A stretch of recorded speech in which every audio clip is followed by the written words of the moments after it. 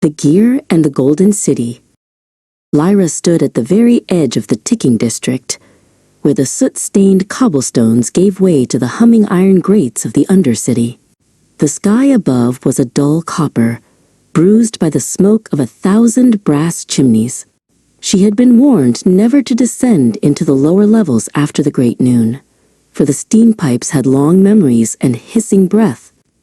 But a rhythmic clicking rose from a nearby vent, smelling of hot oil and copper dust, pulling her toward the rusted ladder that led down into the warm, metallic dark. As Lyra descended, the silence of the tunnels began to thrum with a heavy heartbeat. Every clang of her boots on the metal rungs echoed like a hammer hitting an anvil somewhere far below.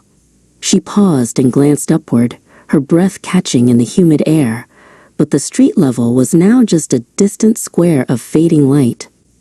She tightened the leather straps of her goggles, feeling the strange, magnetic pull of the deep machinery settling in her bones. Near the base of a massive, dormant boiler, Lyra spotted a glimmer of gold buried in a pile of discarded bolts. She knelt, clearing away decades of iron shavings to reveal a small, intricate brass gear. Its teeth were worn smooth by time, and its surface was etched with swirling patterns of constellations. As she picked it up, she felt a gentle vibration pulsing through the metal, as if it were a heart waiting for a beat. Without a wrench or a spark, the brass gear suddenly began to spin in her hand. A warm, amber light pulsed from its center, cutting through the steam. In that golden radiance, a figure stepped out from behind a massive piston. He was a boy about Lyra's age, but his skin shimmered with the luster of polished bronze, and his movements had the rhythmic precision of a ticking clock. This was Sprocket, the keeper of the city's hidden rhythm.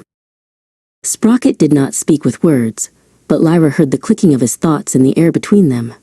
The clockwork boy's eyes were like two rotating lenses, focusing on a world that moved in perfect intervals. He gestured toward a dark tunnel where the largest gears lived, his metallic hand moving in a smooth, sweeping arc.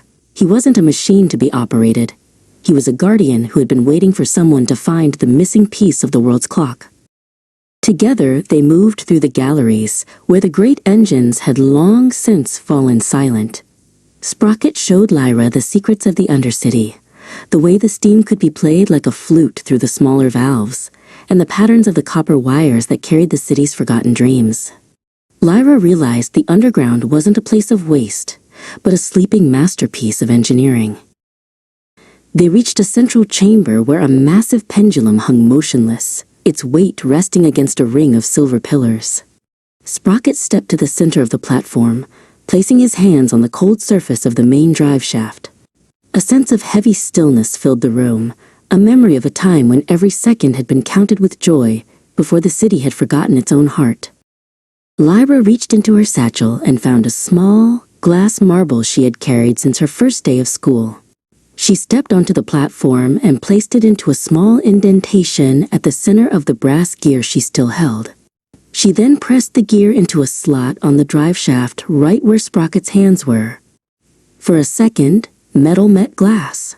A spark of invention meeting a spark of life, and the gear began to turn with a thunderous rhythmic chime.